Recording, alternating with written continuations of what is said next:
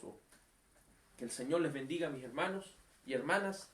Favor de tomar asiento para que podamos estudiar esta bella epístola del apóstol Primera de Juan, ¿cierto? La Primera de Juan, apóstol.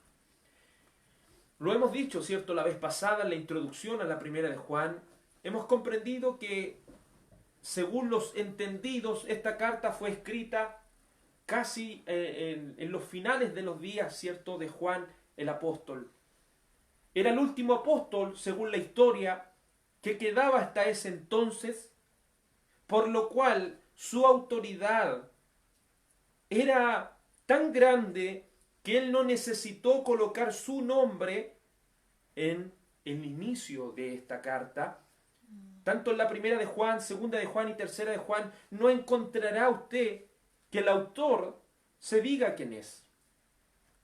Pero los entendidos han llegado a la conclusión de que la ha escrito Juan, y lo hemos entendido de esta manera porque Juan era un testigo presencial, como lo fueron los apóstoles del Cordero, desde que Cristo, ¿cierto?, fue bautizado en el Jordán hasta su ascensión.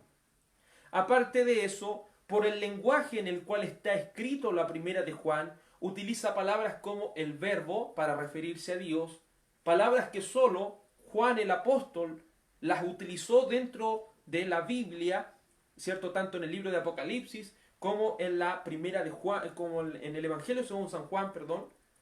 También, ¿cierto?, la palabra del Señor aquí nos va mostrando que este lenguaje, ¿cierto?, de decir que Jesucristo es la luz del mundo, también es utilizado por Juan, y así muchas cosas nos dan a entender que Juan no necesitó decir quién era y dar, ¿cierto?, su representación aquí de quién era, sino que al leer esta carta usted ya entendía que era el mismo apóstol Juan que él la había compuesto. Entonces, una de las cosas que más nos reiteró el prólogo, que es, cierto, la introducción a la carta, que es desde el versículo 1 al versículo 4, nos recalca Juan que él vio estas cosas, él oyó estas cosas de los mismos labios de Cristo. Él puede, por medio de los primeros 4 versículos, hacernos entender que no fue cosas que él se imaginó. Ellos pudieron palpar al mismo Cristo. Tanta era la cercanía del apóstol Juan que él, según el Evangelio según San Juan, ¿cierto?, él se recostaba en el mismo pecho del Señor. Entonces lo que habla Juan no es como uno de nosotros, ¿cierto?, que quisiera hablar algo de más. Juan lo vio. Él lo vio con sus propios ojos, lo contempló, pudo tocar aquel verbo de la vida, porque él no anuncia cosas de su imaginación, sino lo que había visto, oído y lo que mismo tocó al Señor. Él lo tocó al Señor y lo vio con sus propios ojos, lo escuchó con sus propios oídos. Por eso entendemos que el testimonio apostólico y que la iglesia de Cristo se debe basar no en los apóstoles de hoy en día, no en los profetas de hoy en día, sino que el fundamento de la iglesia está en apóstoles y profetas, tanto del Nuevo como el Antiguo Testamento, siendo la principal piedra angular Jesucristo mismo. Si usted tiene comunión con los escritos del apóstol Pablo, del apóstol Pedro, ¿cierto? Tiene comunión con las cartas del apóstol Juan, Santiago y así de cada uno de los escritores, tanto del Antiguo y el Nuevo Testamento. Si usted concuerda con lo que ellos dicen, usted está amparado y cimentado en la verdad. Si nos atrevemos a decir cosas que no están escritas ahí, ya estamos corriendo con nuestros propios colores, si lo pudiéramos decir de esa manera. Si quisiéramos agregar libros y agregar pensamientos a la palabra de Dios, eso ya sería alejarnos del fundamento en el cual a cada cristiano se nos ha llamado a edificar. Sobre ese fundamento. No traemos un nuevo fundamento. El fundamento ya está. Debemos edificar sobre ese fundamento. Luego de que Juan nos reiteró una y otra vez en los primeros versículos que él sí tiene la autoridad de decir qué es lo que Cristo dijo y qué es lo que Cristo no dijo, él sí tiene la autoridad de decir quién era Cristo. Recuerde que en aquellos tiempos el movimiento gnóstico que cuando hablamos de gnosis o gnóstico estamos hablando de un conocimiento elevado. Hay personas, el pensamiento griego, perdón, se quiso introducir en lo que es la iglesia en los tiempos del apóstol Juan, y tal así que ellos decían que Jesucristo nunca había venido en un cuerpo, cierto, tangible, sino que solamente era una visión. Pero Cristo fue crucificado. Sus manos fueron traspasadas, su costado fue traspasado.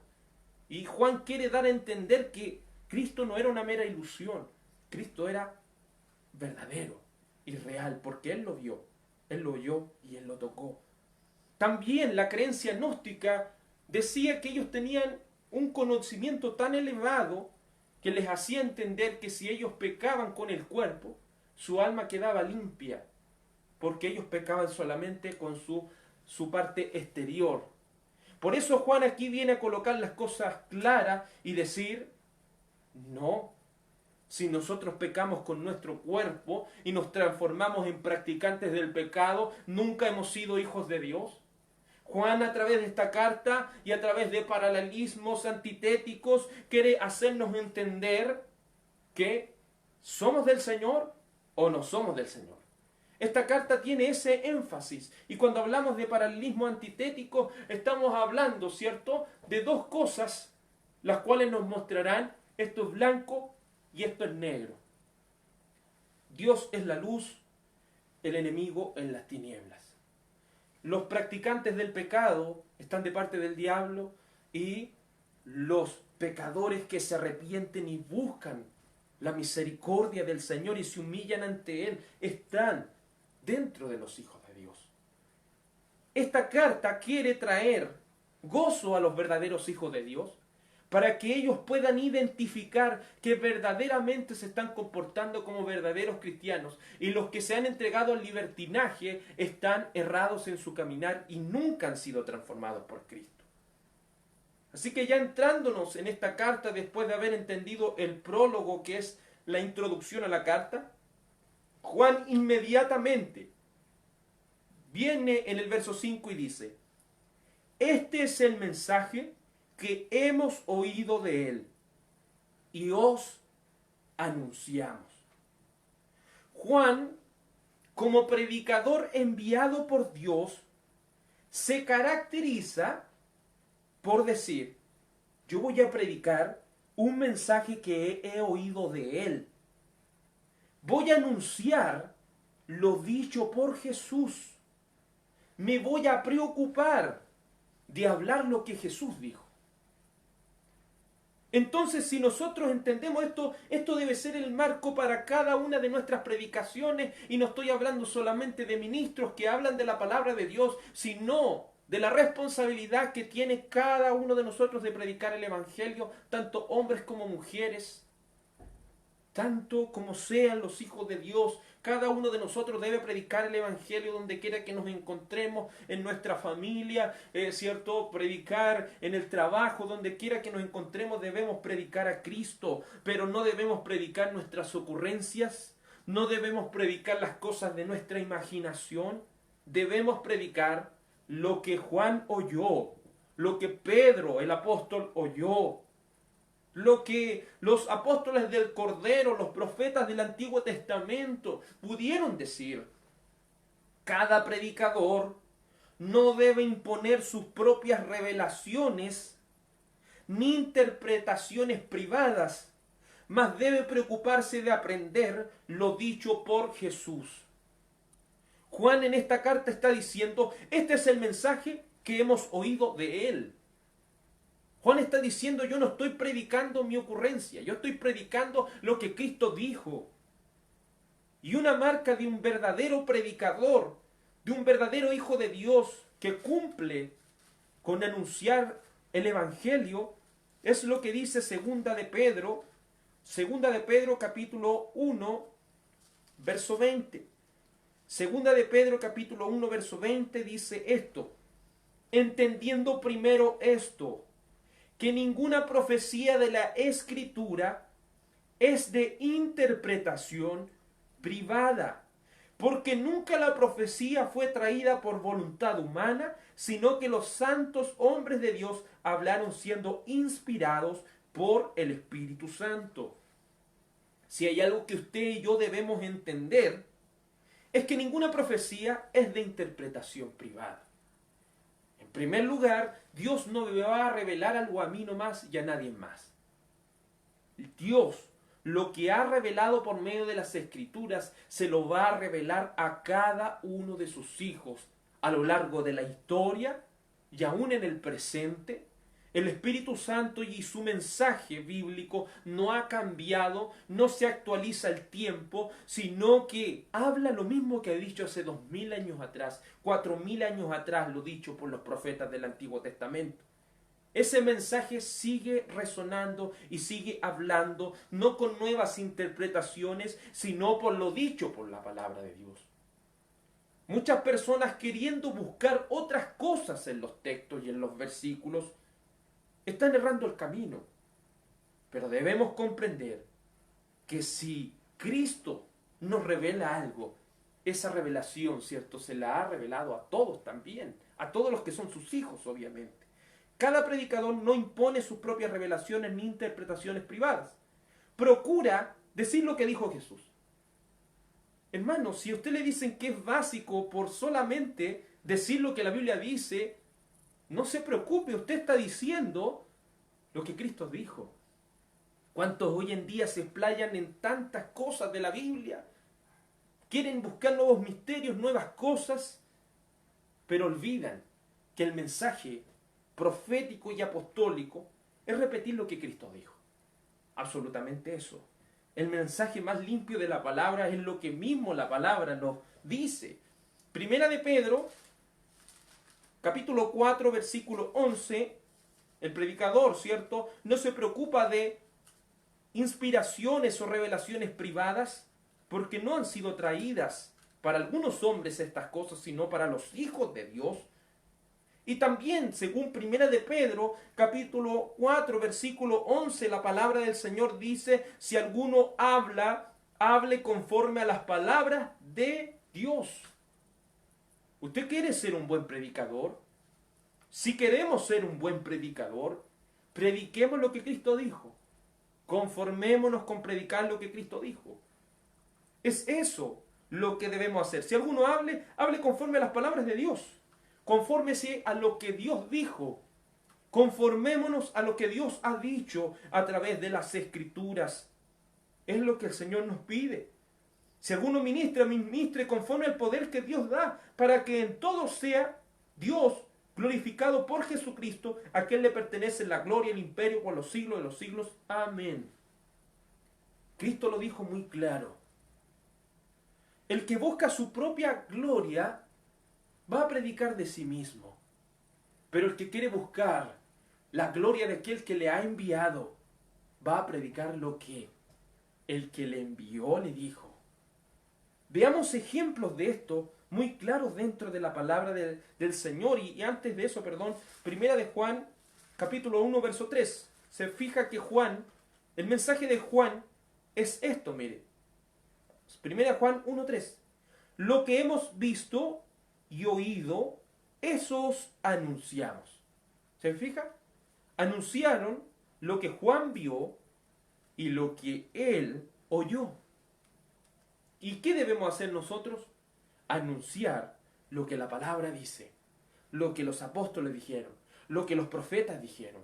Dios ya no nos va a revelar nuevas cosas a nosotros. La revelación completa está en la misma palabra de Dios.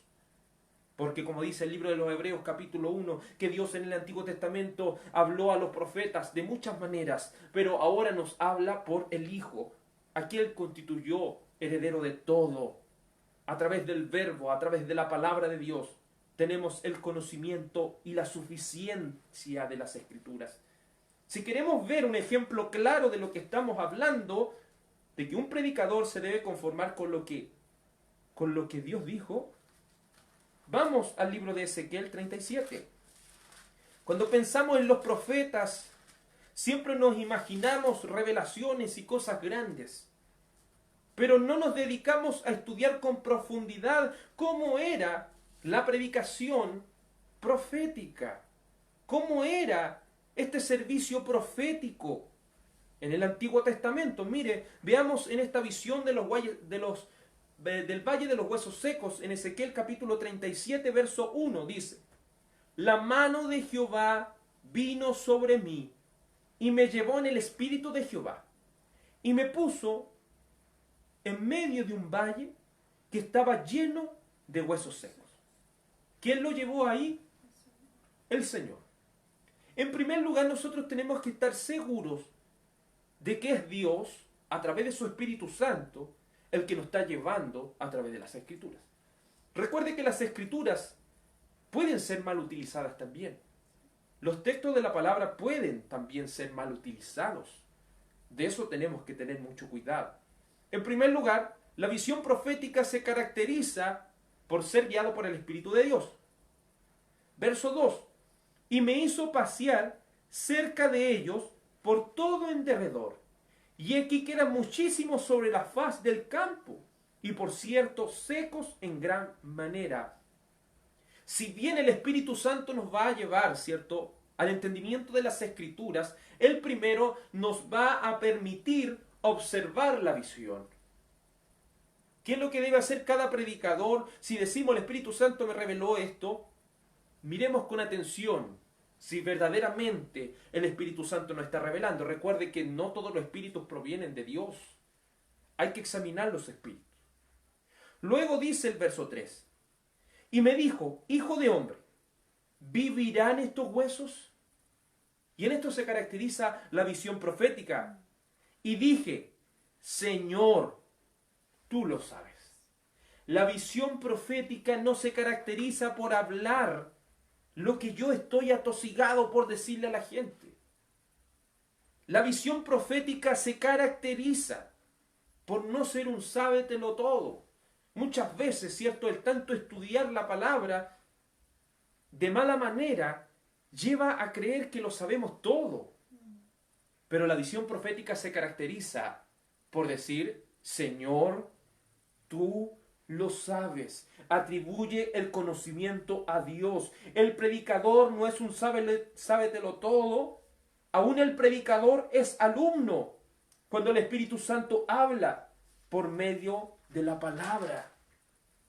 Cuando la palabra es predicada por medio del Espíritu Santo, aún el que está predicando se debe colocar como alumno cuando la predicación expositiva de la palabra está hablándonos. Amén. Señor, tú lo sabes. Yo no lo sé, y a veces, ¿cierto?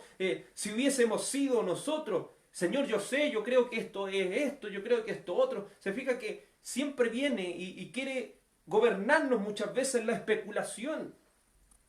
Pero sigamos el marco profético, el cual nos lleva a decir: Señor, tú lo sabes. No quiero ponerle de más, Señor, no quiero decir cosas que estén viniendo de mi propia cuenta. Señor, tú lo sabes. Pero muchas veces nosotros creemos saberlo todo, y si entramos a las Escrituras creyendo saberlo todo, vamos a errar en nuestra interpretación de las Escrituras. Sí. Vamos a las Escrituras para que ellas nos enseñen, no para nosotros imponer imponer a la Escritura lo que queremos creer y lo que no queremos creer. No, debemos ir a la Escritura, y cada uno, quizá usted puede decir: el hermano Daniel está predicando, el hermano Claudio está predicando, pero aún nosotros debemos colocarnos como alumnos cuando la palabra nos está hablando estas cosas. Amén. Si el mismo Ezequiel, que vio tantas visiones, se mostró de esa manera, ¿cuánto más nosotros, hermano? Debemos ser así, de reverentes ante la omnisciencia del Señor. Verso 4. Me dijo entonces: profetiza sobre estos huesos y diles. Cuando entendemos la visión profética, no lo sabemos, ¿cierto? No entramos a decirle a la Escritura: yo sé lo que esto significa. No, entramos que la palabra del Señor nos enseñe qué es lo que esto significa. Luego nos basamos en lo que la predicación se basa en lo que Dios dijo. ¿Y qué es lo que le dice Dios aquí? Dice: Profetiza sobre estos huesos y diles, huesos secos, oíd palabra de Jehová. Así ha dicho Jehová el Señor. ¿Se fija en qué se basa la visión profética? Cuando usted estudia tanto los profetas menores y mayores, usted entenderá que ellos siempre tenían dentro de su oráculo profético, decían, así ha dicho Jehová. Ellos no especulaban más de la cuenta. Ellos decían, estas son las palabras textuales del Señor, en otras palabras. Estas son las palabras textuales del Señor. En ese marco debemos desenvolvernos en la predicación, en ese cuadrado que el Señor nos ha dejado llamado Biblia. Si nos empezamos a salir de los márgenes, como dice un hermano por ahí, le empezaríamos a apelar al blanco. Vamos a empezar a apelarle al blanco y no vamos a llegar. No vamos a llegar a la verdadera conclusión que las Escrituras nos quieren mostrar. Si nos saltamos al verso 7 dice, profeticé pues como me fue mandado. Se fija que la visión profética se basa en decir lo que Dios nos ha mandado decir. Si es algo tan lógico como eso. Y si lo que Dios me ha mandado decir no es producto de las Escrituras, estamos siendo un profeta falso. Estamos siendo un falso predicador. Y como le dije, no estoy incluyendo solamente a los que enseñan a los hermanos, sino también a los que hablan del Evangelio, a su familia y en sus trabajos y donde quiera que se encuentren. Si no hablamos lo que Dios dijo, nuestro mensaje es errado. Si no decimos las palabras de Cristo, todo lo que queramos hablar está mal. Siempre nuestra predicación del Evangelio debe ser puesta en lo que Dios dijo. Si vamos y volvemos, a la primera de Juan,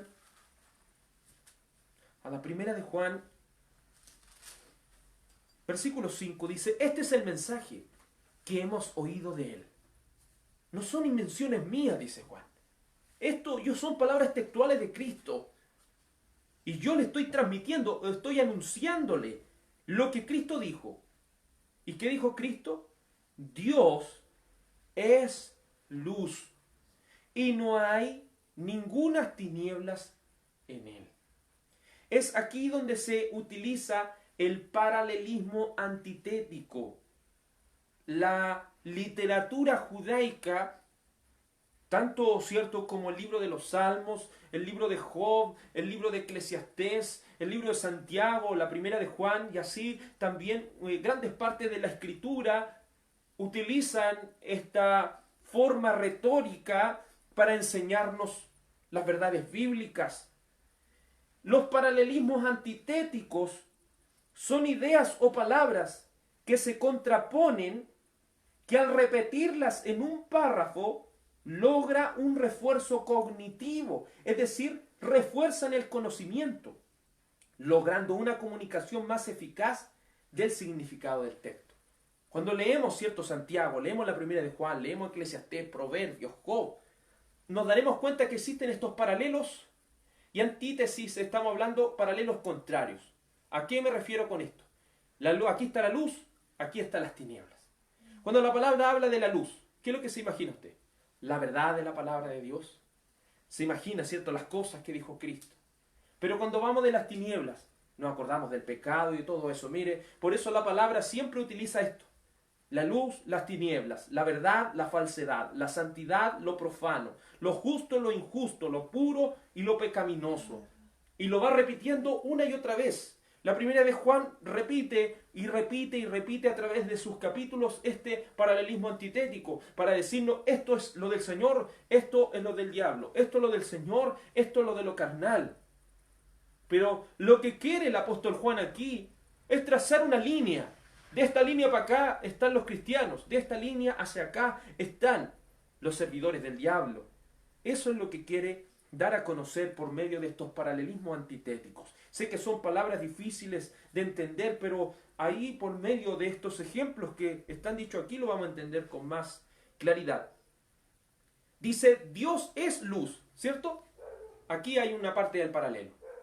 Y no hay tinieblas en él. Es decir, ¿está diciendo este texto que la luz y las tinieblas son lo mismo? No. No. El paralelismo antitético utiliza que la luz y las tinieblas no son iguales, no tienen unidad, no son lo mismo. Entonces está trazando, ¿cierto?, una línea, un absoluto.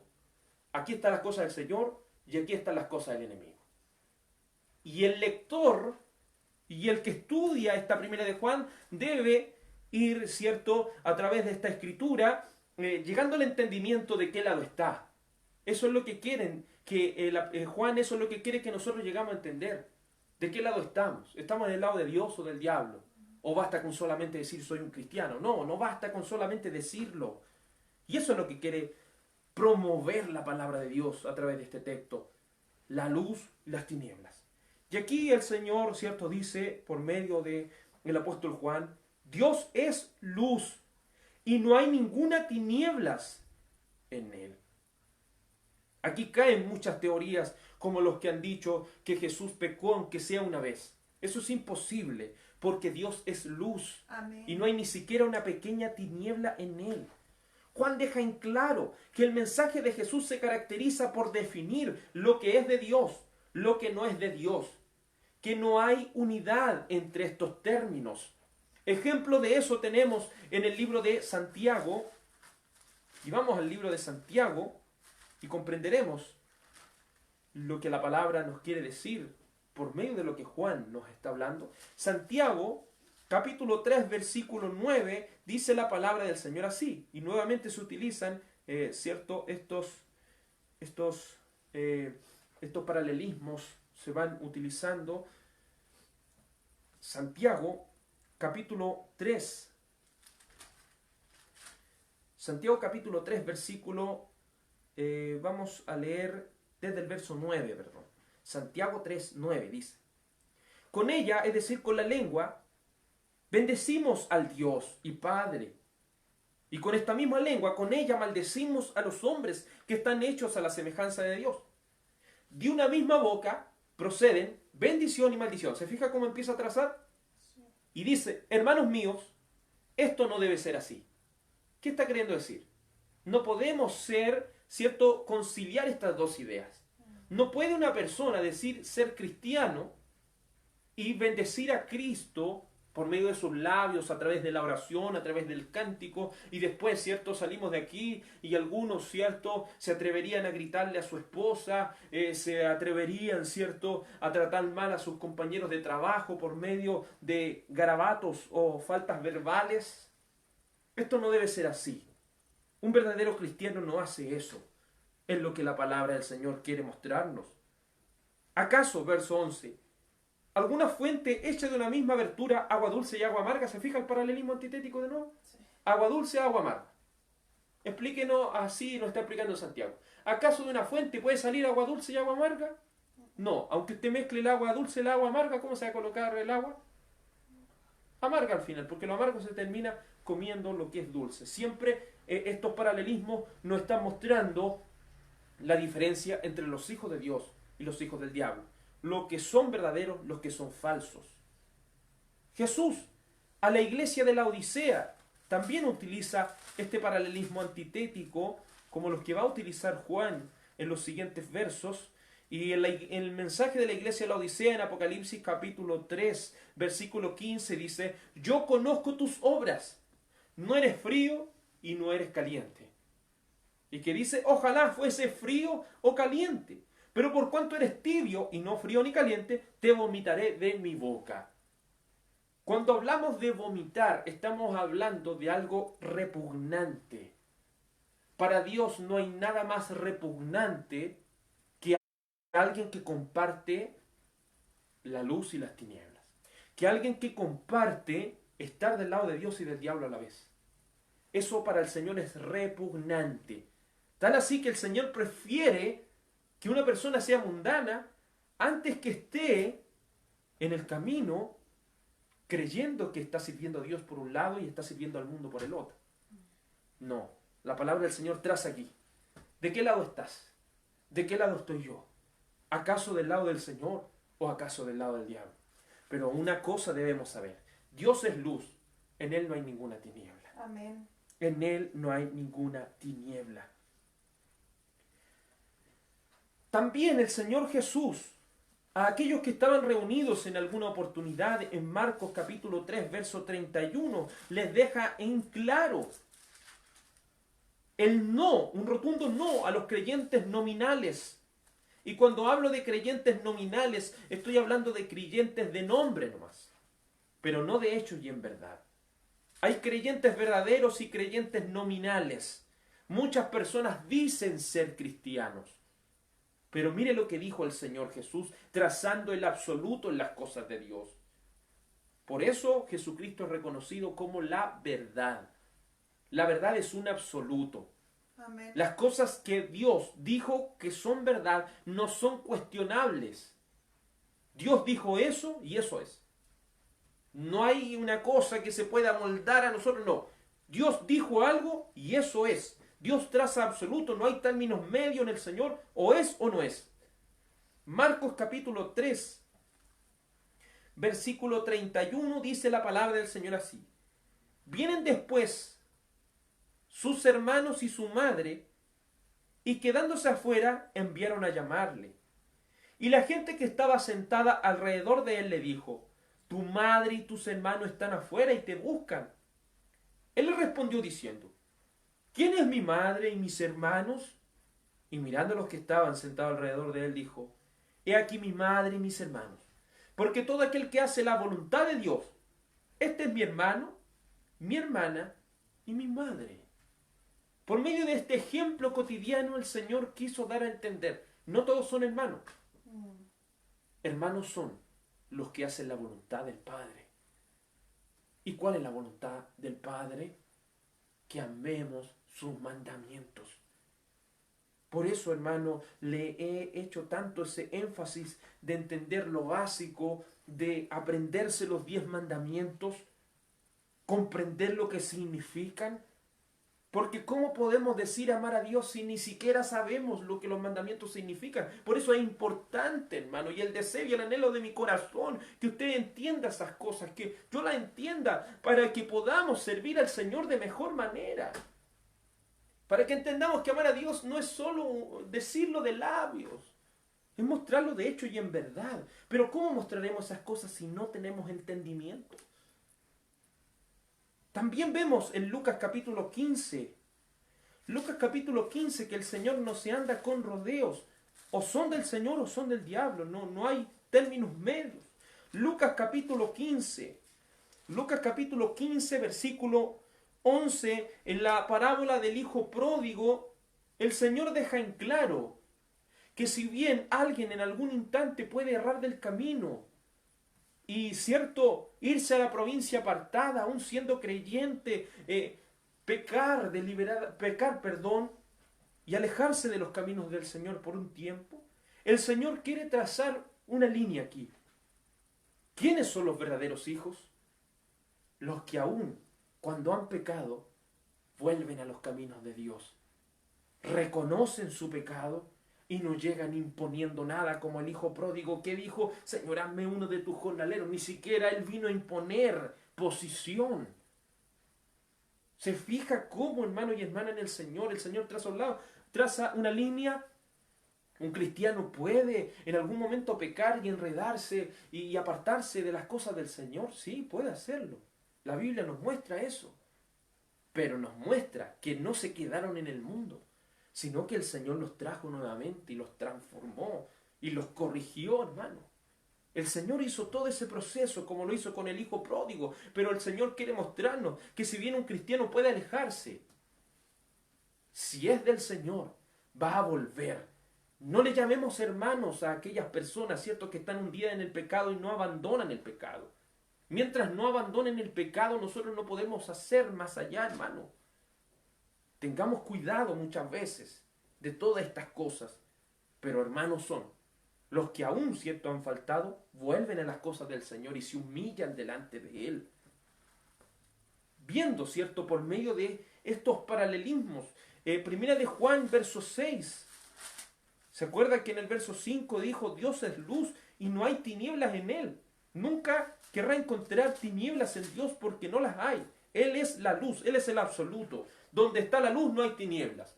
Amén. Cuando usted entra en una habitación oscura, usted prende la luz y desaparece la oscuridad en un momento.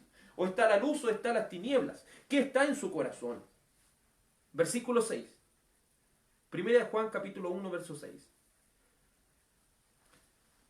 Si decimos que tenemos comunión con Él y andamos en tinieblas, mentimos y no practicamos la verdad.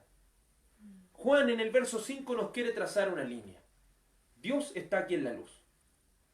Las tinieblas están de parte del enemigo, de la pecaminosidad, de lo malo, de lo perverso. Si Dios está en luz y nosotros decimos que tenemos comunión con Dios y estamos en tinieblas, ¿qué quiere decir eso? ¿Qué nos quiere enseñar Juan aquí? Estamos mintiendo.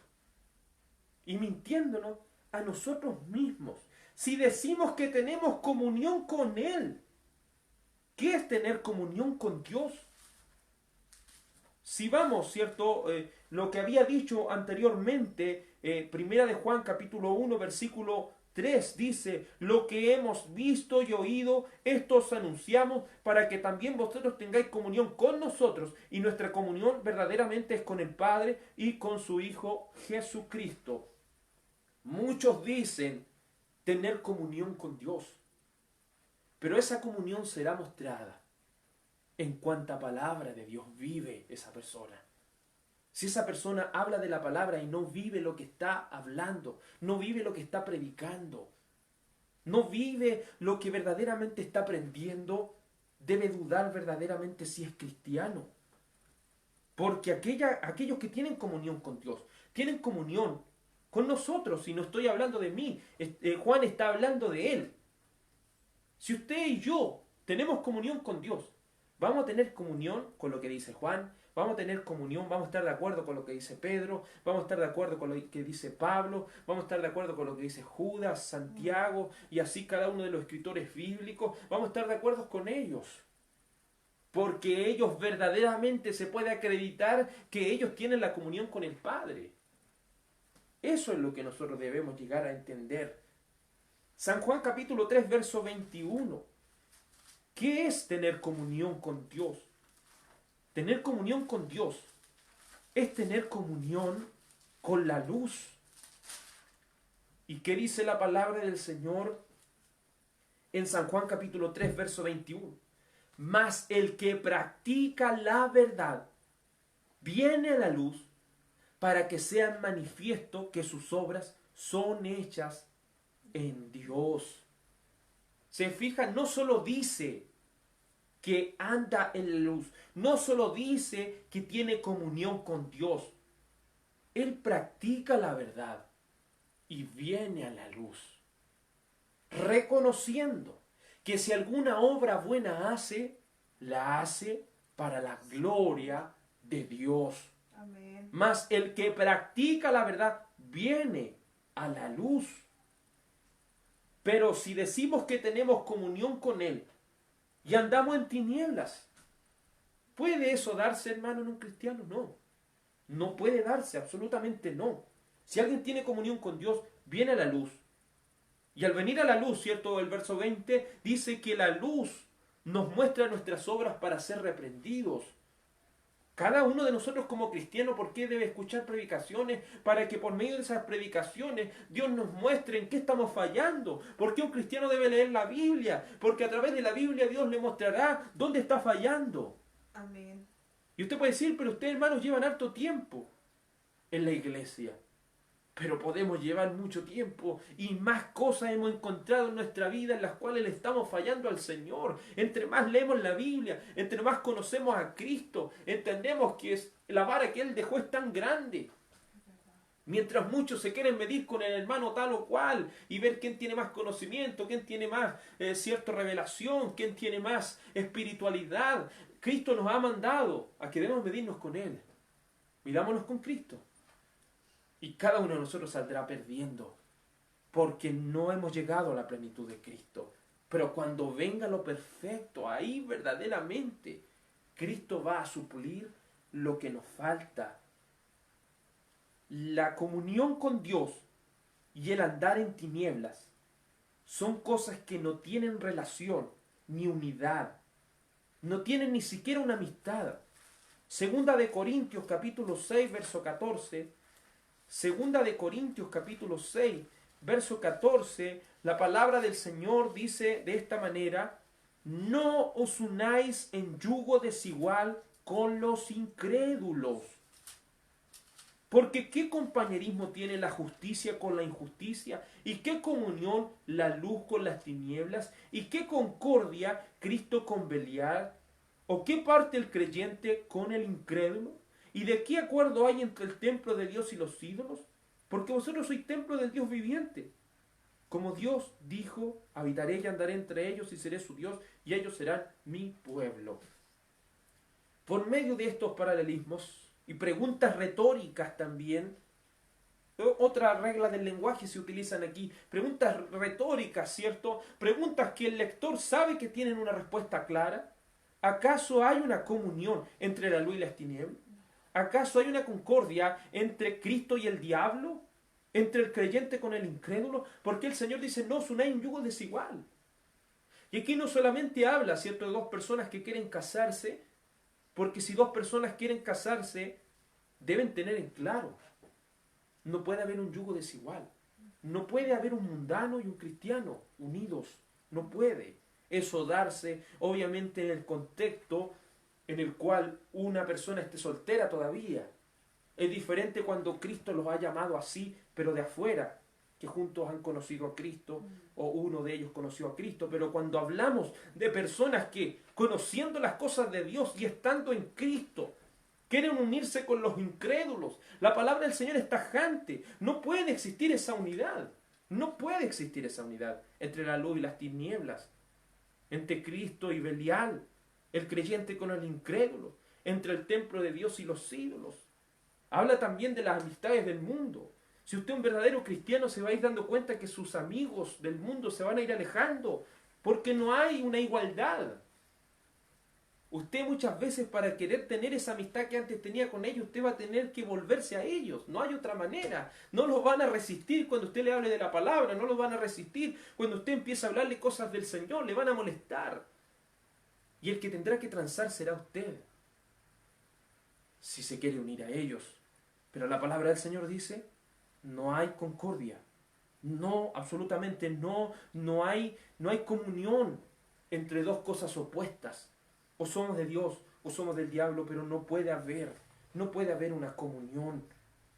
Porque aquellas personas que andan en tinieblas, como dice la primera de Juan capítulo 3, verso 19, no quieren venir a la luz para que sus obras sean reprendidas. Porque una persona no quiere acercarse a la palabra de Dios, porque la palabra de Dios le va a mostrar en qué está fallando. La palabra de Dios le va a decir que tiene que alejarse de tantas cosas. Que Cristo no solo va a ser su Señor, no solo va a ser su Salvador, sino que también va a ser su Señor. Y Él a ser nuestro Señor, nosotros somos esclavos de Él. Amén. Y debemos dirigirnos como Él nos dice que andemos. Por eso muchos no se acercan a la luz. Prefieren permanecer en las tinieblas para que nadie les diga cómo deben vivir su vida. Juan no solo coloca paralelismos en este verso 6, sino que también coloca la respuesta. Si decimos que tenemos comunión con Él y andamos en tinieblas, ¿qué dice la respuesta? Mentimos. Una persona que quiere estar dentro del cristianismo, pero no quiere abandonar el mundo, se está engañando a sí mismo, está mintiéndole a los demás. Eso es lo que la palabra del Señor quiere dejarle en claro a los lectores de la primera de Juan. Si verdaderamente somos cristianos, nos vamos a acercar a Cristo para que nos reprenda, nos vamos a acercar a la palabra de Dios para que nos diga cómo debemos hacer las cosas, nos vamos a empezar a alejar del mundo. Pero si queremos tener una comunión con las cosas del mundo y las cosas de Dios al mismo tiempo, le dice la palabra, estamos mintiendo ahí. No estamos mintiendo a los demás y no estamos mintiendo a nosotros mismos. Santiago capítulo 1 versículo 22, la palabra del Señor dice en Santiago 1:22, pero sed hacedores de la palabra y no tan solo oidores, engañándoos a vosotros mismos. ¿Se quiere engañar a usted mismo? ¿Me quiero yo acaso engañar a mí mismo? Seamos hacedores de la palabra si no queremos engañarnos. No solo personas que oyen. Aquí no estamos solamente para oír un mensaje. Hay muchas personas que han oído mensajes a lo largo de toda su vida y se han ido al infierno igual. ¿Por qué? Porque no son solo los oidores, sino los hacedores de la palabra. No es solo venir a oír, es también ponerlo por obra en nuestra vida. Dice la palabra del Señor, verso 23, porque si alguno es oidor de la palabra, pero no hacedor de ella, este es semejante al hombre que considera en un espejo su rostro natural. Pero él se considera a sí mismo y se va y luego se olvida cómo era.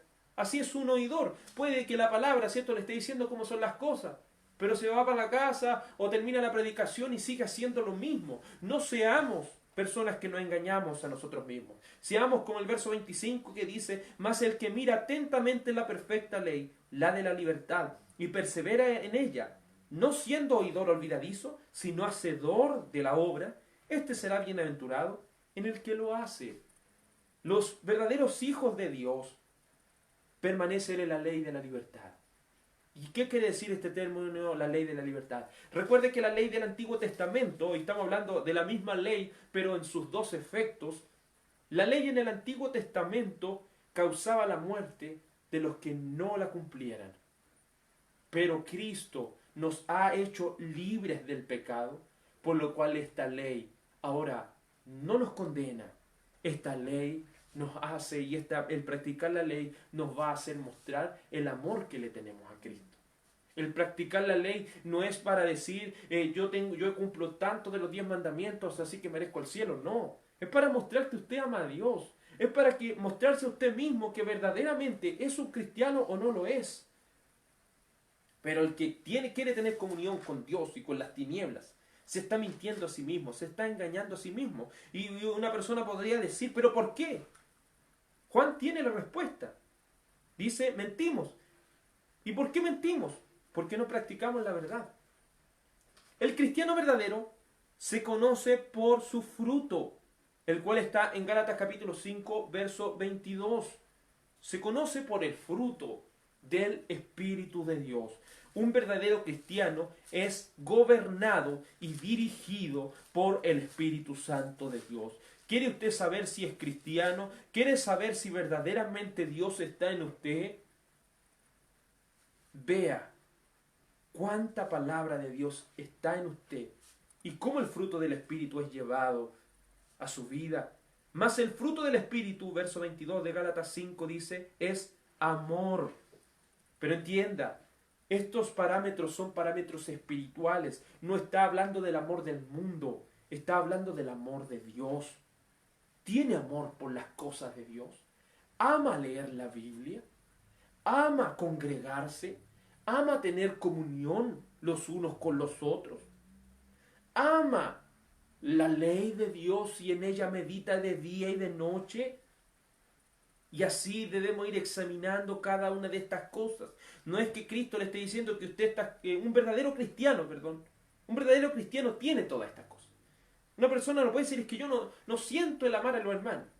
Si verdaderamente no lo siente, si verdaderamente no tiene la capacidad, no tiene el Espíritu de Dios. Pero aquellos verdaderos hijos de Dios, Dios los ha capacitado con el Espíritu Santo y con cada uno de este fruto espiritual. Es un solo fruto. ¿Lo tiene o no lo tiene? No puede tenerlos por separado. ¿Lo tiene o no lo tiene? ¿Tiene amor por las cosas de Dios? ¿Tiene gozo? Como dice el libro de los Hebreos, que con gozo sufrieron el despojo de sus bienes cuando lo pierde todo. ¿Está alegre? Porque Dios está con usted.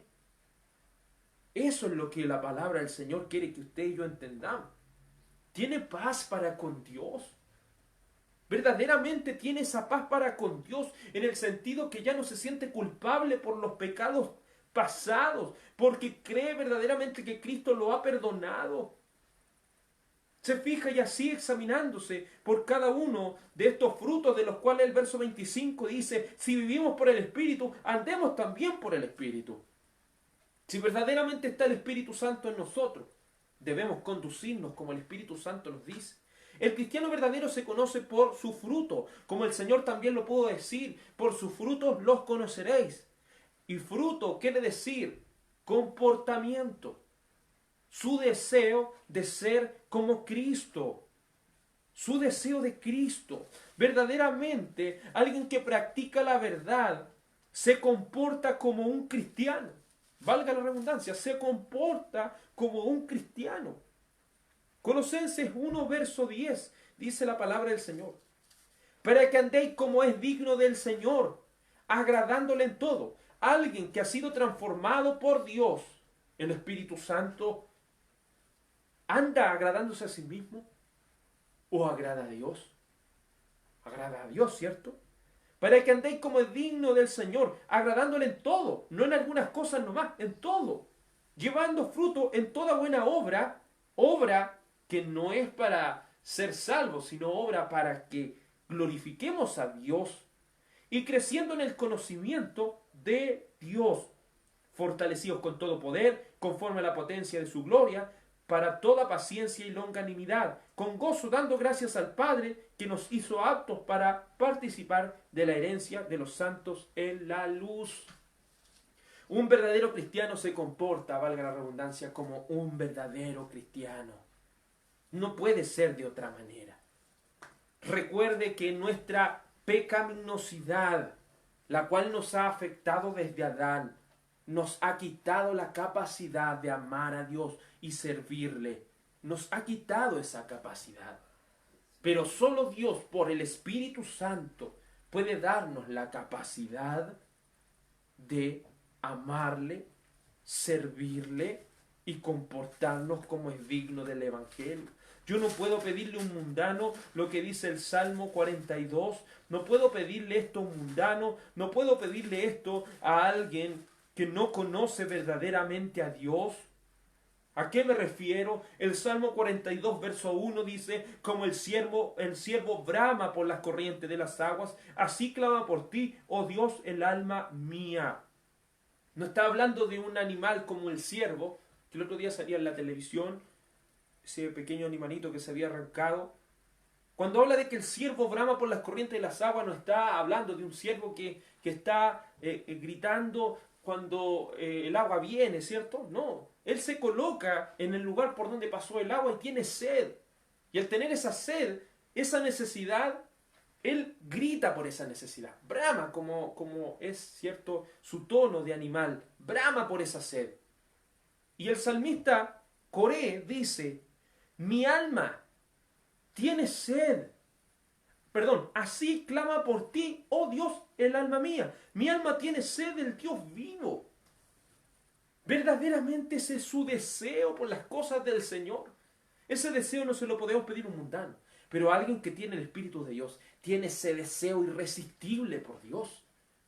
Si es algo, hermano, que no es infundado por los hombres, es un deseo de Cristo que nadie lo puede callar, es un deseo de Cristo que está en lo más profundo de su corazón, y digan lo que le diga la gente, su familia, las personas, nadie puede sacar ese deseo por Cristo. Como pudo decir Jeremías, había un fuego metido en mis huesos, traté de resistirlo pero no pude.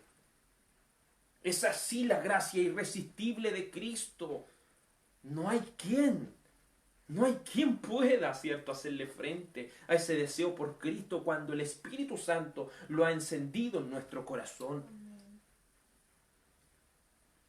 Verso 7, 1 Juan capítulo 1, verso 7 dice, pero si andamos en luz, como Él está en luz, se fija nuevamente paralelismos. Nosotros andamos en luz porque Dios está en luz. Y si Dios está en luz, nosotros estamos en luz, tenemos comunión unos con otros. Si una persona está en la luz de Cristo, esa persona que está en la luz de Cristo va a tener comunión con aquellos que tienen esa luz de Cristo también. No va a tener comunión con la gente del mundo, va a tener comunión con los verdaderos hijos de Dios. Pero si andamos en luz, andamos como Él. Nos conducimos en nuestra vida como Cristo. Eso resultará directamente en la comunión con verdaderos cristianos. Eso nos llevará a ese deseo por estar y compartir la palabra de Dios con nuestros hermanos. Eso no lo puede sentir un mundano. Eso lo sienten los que verdaderamente han sido transformados por Dios. Porque segunda de Pedro capítulo 1 versículo 5 dice: vosotros también, poniendo toda diligencia por esto mismo, añadid a vuestra fe virtud, a la virtud conocimiento, al conocimiento dominio propio, al dominio propio paciencia, a la paciencia piedad, a la piedad afecto fraternal, y el afecto fraternal amor. Aquellos que están luz van escalando hasta que llegan a esa comunión con los hermanos, lo que llega al punto más grande del Evangelio, lo cual es el amor. Andamos como Cristo, queremos y tenemos ese deseo, no es, hermano, ¿cuándo va a ir a la iglesia? No, es un deseo que ya está en la persona, es un deseo que está en la persona. Y no solo eso, sino que también dice esta primera de Juan, característica de los verdaderos cristianos, dice: tenemos comunión unos con otros y la sangre de Jesucristo, su Hijo, nos limpia de todo pecado. Si estamos en luz, como Dios está en luz, tenemos comunión con los que están en la luz. Y si ese patrón se va cumpliendo en nuestras vidas, es porque la sangre de Jesucristo, su Hijo, nos lava y nos limpia de todo pecado. La sangre de Jesucristo, su expiación, su sacrificio, su propiciación, solo la obra de Cristo nos lava. No son lo que usted ha hecho, no es su trayectoria, no es cierto cuánta sabiduría tiene, es Cristo, solo a través de Cristo, solo a través de Él. No nos jactemos de nuestros años, de nuestro entendimiento, ni de nada de lo que hemos logrado. Solamente debemos entender que la obra de la salvación es solo una obra soberana de Cristo. Solo es una obra de Él. Y si alguna obra nosotros hacemos, la hacemos porque Él la está produciendo en nosotros. Solo a través de la sangre de Jesucristo, su Hijo. ¿Se fija Juan cómo traza esto? ¿De quién es hijo el Señor Jesucristo? De nuestro Padre Celestial. Reconoce a Jesucristo, Juan aquí, como el Hijo de Dios, como persona distinta del Padre, pero a la vez Dios mismo.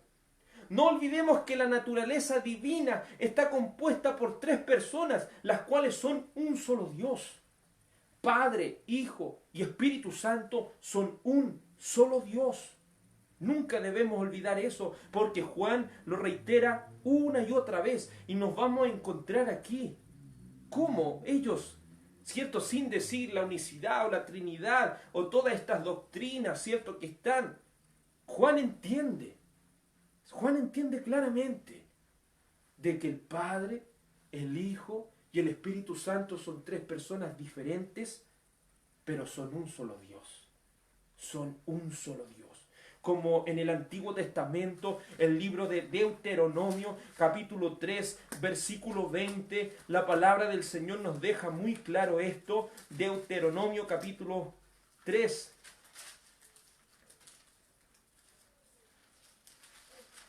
Nos deja muy claro la palabra de nuestro Señor y Salvador Jesucristo, Deuteronomio capítulo 6, versículo 4, ahí sí, dice la palabra del Señor: oye Israel, Jehová nuestro Dios, Jehová uno es. Desde el Antiguo Testamento es entendido que Dios es solamente uno, pero se manifiesta en tres personas. Es maravilloso entender, ¿cierto?, esa verdad tan escritural que desde el Antiguo Testamento hasta el Nuevo Testamento se va mostrando, como propiamente dice el Salmo capítulo 2, versículo 7. Y vamos a leer desde el verso 4, dice: el que mora en los cielos se reirá, el Señor se burlará de ellos, luego hablará a ellos en su furor y los turbará con su ira. Y aquí ¿qué dice? Pero yo he puesto mi rey sobre Sión, mi santo monte. Yo publicaré el decreto. Jehová me ha dicho: mi hijo eres tú, yo te engendré hoy. Pídeme y te daré por herencia las naciones y como posesión tuya los confines de la tierra. Los quebrantarás con vara de hierro, como vasija de alfarero los desmenuzarás. Ahora pues, oh reyes, sed prudentes, admitid amonestación, jueces de la tierra. Servid a Jehová con temblor y alegraos con temblor. Honrad al Hijo, para que no se enoje y perezcáis en el camino, pues se inflama de pronto su ira. Bienaventurados todos los que en él confían. ¿Acaso aquí está hablando de David? Está hablando del Hijo, nuestro Señor Jesucristo, el cual es Dios, el cual ha sido puesto en el trono por su Padre. Es maravilloso ir entendiendo con claridad lo que el Salmo 110 puede ver de una manera muy clara. Cómo Dios es uno solo, pero a la vez se manifiesta en tres personas. Vemos cómo el Salmo 110, Salmo capítulo 110, verso 1 dice, Jehová me dijo a mi Señor. Dice, Jehová dijo ¿a quién? A mi Señor. Siéntate a mi diestra hasta que ponga a tus enemigos por estrado de tus pies. Se fija cómo en esta meditación de David entiende que Jehová dijo a su Señor. ¿Quién es el Señor de David? El Hijo, el Señor Jesucristo. ¿Y quién es Jehová? ¿Cierto? Obviamente entendemos al Padre. Vemos cómo un mismo Dios se puede comunicar, ¿cierto?, entre sus tres personas, pero a un ser, un solo Dios, el único Dios verdadero.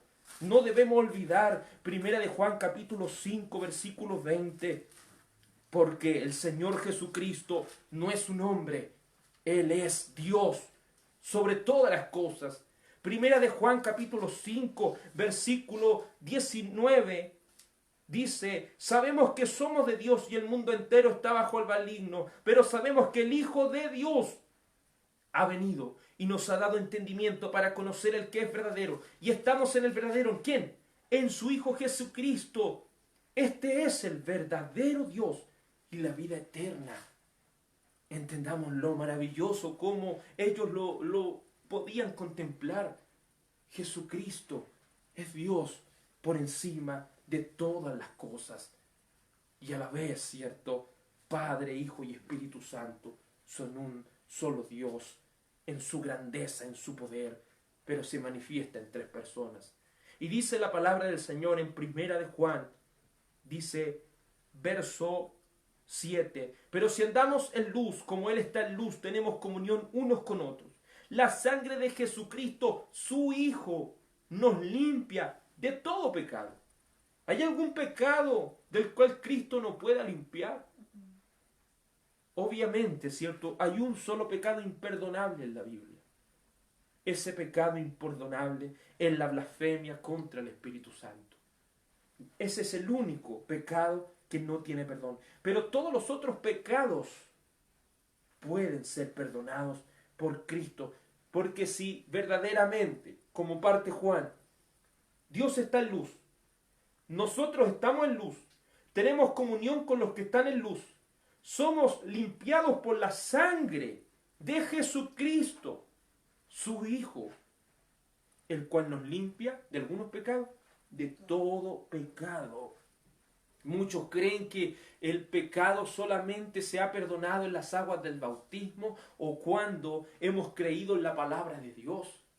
Pero déjeme decirle que los pecados, tanto pasados, presentes y futuros, son perdonados por la gracia misma de Dios, porque Él ha traído ese perdón para aquellos escogidos a los cuales Él les ha dado vida eterna. El libro de Colosenses, hablando de la efectividad del sacrificio de nuestro Señor y Salvador Jesucristo, Colosenses capítulo 1, versículo 13 dice, el cual nos ha librado de la potestad de las tinieblas y trasladados al reino de su amado Hijo, en quien tenemos redención por su sangre, el perdón de pecados. Si usted y yo llegamos al cielo, no llegaremos al cielo por lo bueno que hemos hecho, por las buenas obras que hemos hecho. Llegaremos al cielo solamente por la obra suficiente de Cristo.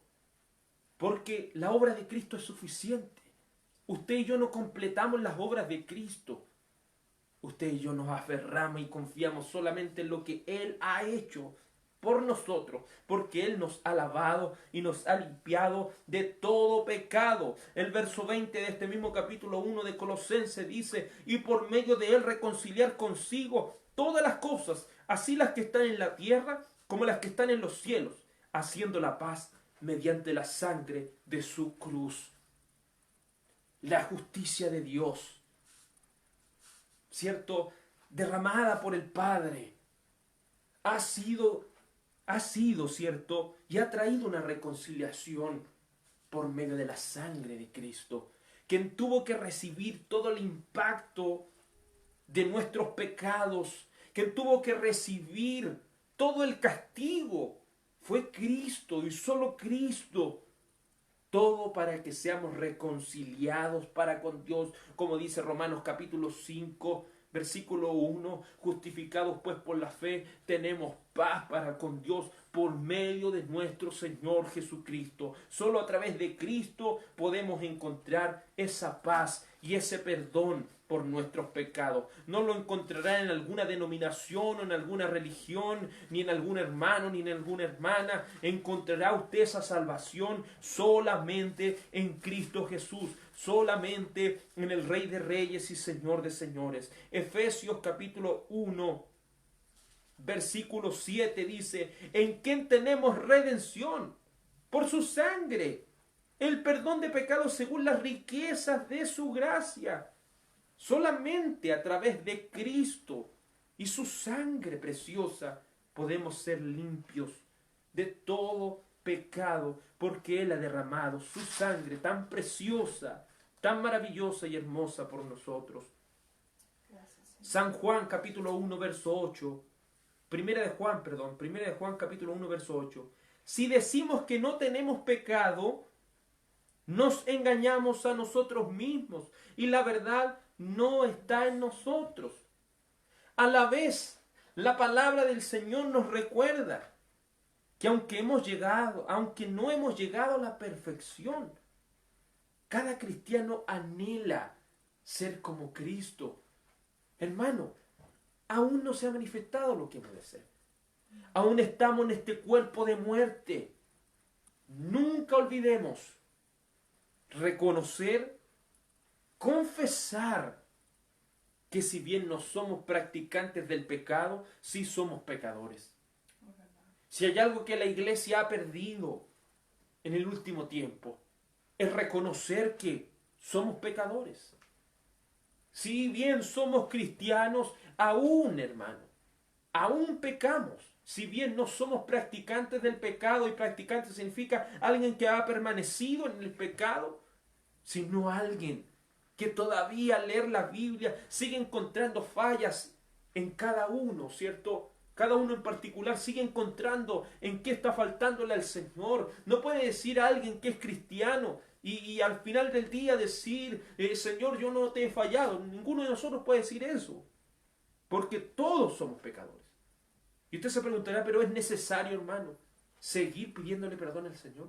Amén. Amén.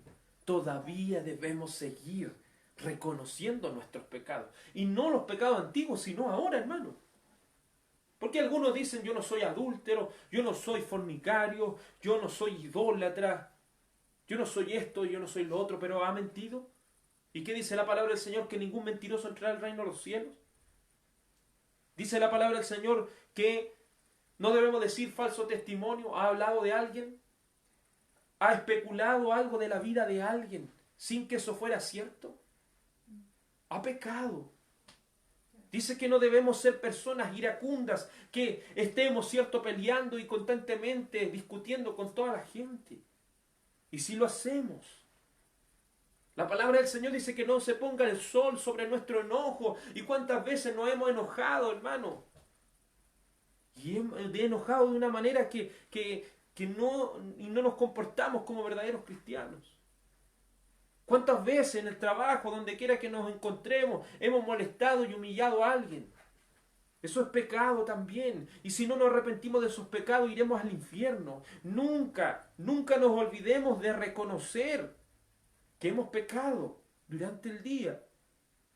Aún un hombre tan íntegro como lo fue en el Antiguo Testamento, el profeta Daniel, aún un hombre, cierto, tan apegado a las cosas del Señor, en Daniel capítulo 9, versículo 4, pudo decir: y oré a Jehová mi Dios, e hice confesión diciendo: ahora, Señor, Dios grande, digno de ser temido, que guardas el pacto de la misericordia con los que te aman y guardan tus mandamientos. Mire lo que dice: hemos pecado, hemos cometido iniquidad, hemos hecho impíamente, hemos sido rebeldes, nos hemos apartado de tus mandamientos y de tus ordenanzas, no hemos obedecido a tus siervos los profetas, que en tu nombre hablaron a nuestros reyes, a nuestros príncipes, a nuestros padres y a todo el pueblo de la tierra.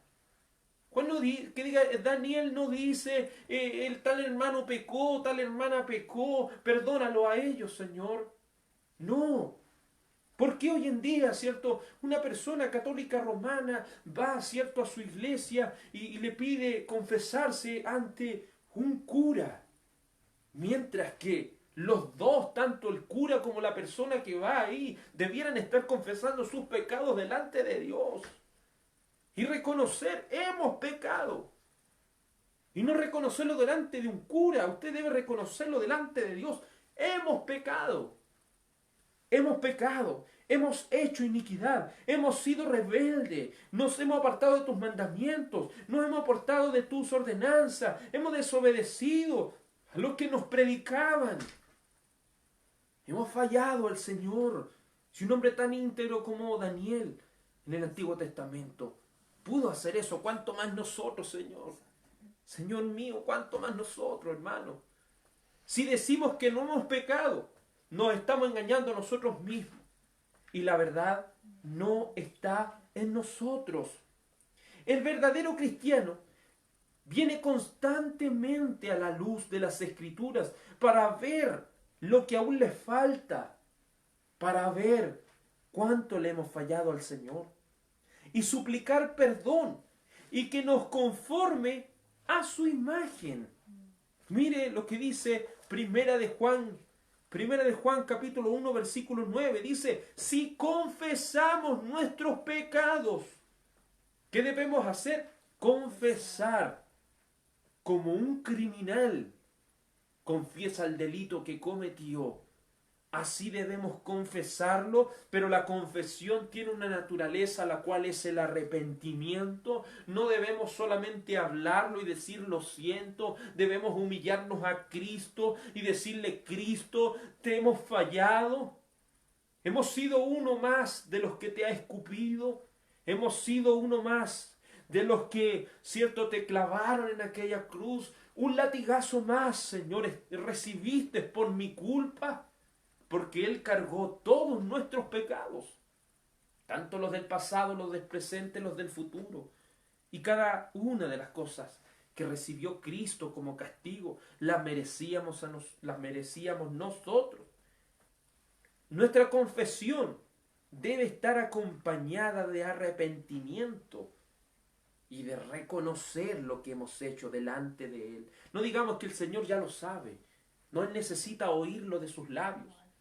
Él necesita mostrarle a usted y a mí que verdaderamente hemos sido desleales delante del Señor. Si confesamos nuestros pecados, Él es fiel y justo para perdonar nuestros pecados y limpiarnos de toda maldad. Aquellos verdaderos hijos de Dios vendrán a la oración, clamarán al Señor por perdón, suplicarán al Señor por sus faltas y fallas y acudirán a aquel sacrificio de nuestro Señor y Salvador Jesucristo, el cual se hizo una vez y para siempre por nuestros pecados. El Salmo 141, verso 5. El Salmo 141, verso 5. ¿Por qué necesitamos? Hay personas que dicen: ¿por qué usted necesita oír palabra los martes, los miércoles, los jueves? ¿Por qué necesita oír palabra los domingos? Porque necesitamos que el Señor nos muestre en qué estamos fallando. Y si una persona ya no tiene esa necesidad, es porque hay algo malo que está pasando. El Salmo 141, versículo 5 dice: que el justo me castigue será un favor. y que me reprenda será un excelente bálsamo. ¿Recibe así usted la palabra del Señor? ¿Cree que cuando le están diciendo la verdad por la palabra es un favor para usted? ¿Cree que cuando la palabra del Señor le está hablando es un bálsamo excelente para su vida? Así debemos tomar cuando la palabra del Señor nos reprende. Y debemos reconocer que solo Él es fiel y justo para perdonar nuestros pecados. Solo en Cristo hay perdón de pecados. Solamente en Cristo Jesús. Y Él es quien nos limpia de toda maldad. Como pudo decir David en el Salmo 51, versículo 2. Lávame más y más de mi maldad y límpiame de mi pecado. Porque contra ti, Señor, contra ti solo he pecado. El único que nos puede limpiar es Jesús. El único que nos puede lavar es Cristo. Usted no podrá hacerlo por medio de obras humanas. Usted solamente a través de la obra de Cristo puede ser limpio de todo pecado. Pero si decimos que no hemos pecado, como dice el verso 10 de Primera de Juan, capítulo 1, verso 10. Si decimos que no hemos pecado, le hacemos a Él mentiroso y su palabra no está en nosotros. Llega tanto la hipocresía, llega tanto la inconsciencia, que los judíos del Antiguo Testamento pudieron caer a eso, y así muchos cristianos, o que se hacen llamar cristianos, caen en esta inconsciencia. Si llegamos al final del día y no podemos encontrar ni un pecado en nosotros, si decimos es que yo no hallo en qué estoy fallando ahora, tengamos cuidado de decir eso, porque debiéramos dudar si somos cristianos verdaderamente. Un verdadero cristiano que conoce a Dios y ha entendido que el Señor nos ha pedido ser santos como Él lo es, comprende que aún está el debe, comprende que hasta que venga Cristo, ahí vamos a ser perfeccionados completamente. Hasta que no seamos transformados, nuestro cuerpo, seguiremos en una lucha contra el pecado. El libro de Malaquías capítulo 1, verso 6, mire la inconsciencia en la cual cae mucha gente que dice ser cristiana. El hijo honra al padre y el siervo a su señor. Si pues soy yo padre, ¿dónde está mi honra? Y si soy señor, ¿dónde está mi temor? Dice Jehová de los ejércitos, vosotros sois sacerdotes que menospreciáis mi nombre y decís, ¿en qué he menospreciado tu nombre? Si cuando está recibiendo la palabra usted dice, pero ¿yo cuándo he hecho eso? Estamos cayendo en una inconsciencia. Dice, verso 7, en que ofrecisteis sobre mi altar pan inmundo y dijisteis, ¿en qué te hemos deshonrado? En que pensáis que la mesa de Jehová es despreciable.